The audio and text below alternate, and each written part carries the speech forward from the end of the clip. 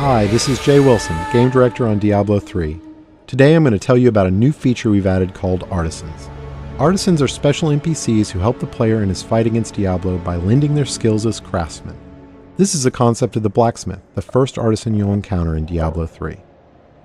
You don't start the game with access to artisans. You discover them on your journey through Sanctuary.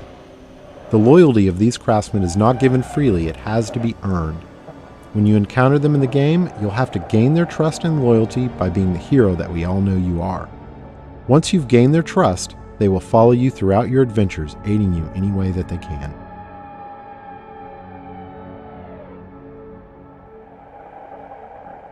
We knew we wanted to add a crafting system to Diablo 3, but we felt that the idea that the player would have a side job on top of the immediate pressure of saving the world didn't really fit the tone of a Diablo game. We also didn't want the player to have to spend a ton of time banging on an anvil when they should be out killing things. So instead, artisans will do the crafting for you. As you can see, the blacksmith has set up shop in New Tristram and is ready to help out.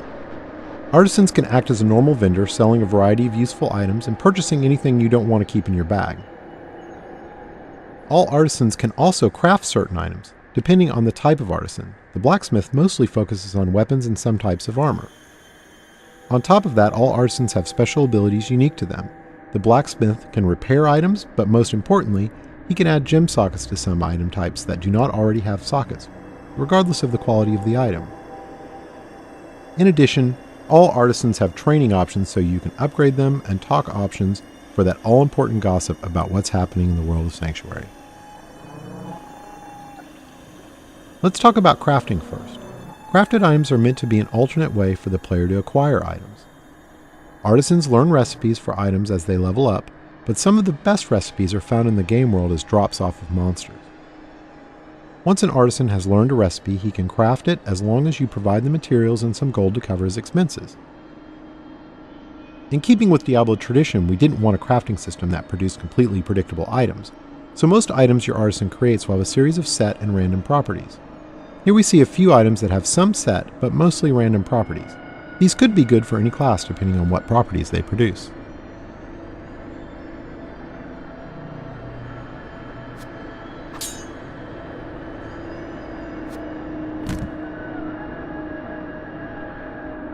The main special skill of the blacksmith is his ability to add gem sockets to specific item types.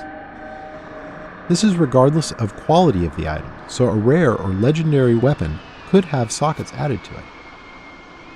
This allows gems to be used to a much greater degree in Diablo 3 than the previous games.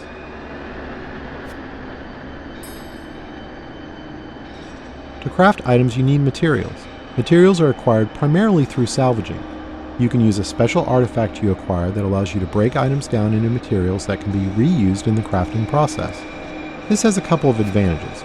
Less trips to the vendor to sell items because you can easily break them down while you're adventuring. And any items you don't need, you can recycle in the hopes that they can be turned into something better.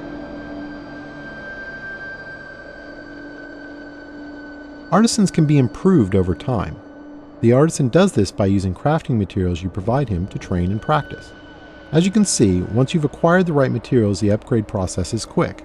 The goal here is to put the time investment into acquiring the materials you need through fighting monsters, not have you spend tons of time in town with your vendor. One of the great things about artisans is that they are visualized in the world. As you can see, now that the blacksmith has leveled up, the look of his shop is improved. Here's an example of how much a single artisan can improve throughout the game with this fully upgraded blacksmith. Once you're done dealing with your artisan, you're free to take your newly acquired fat loot and return to monster fighting and rainbow viewing.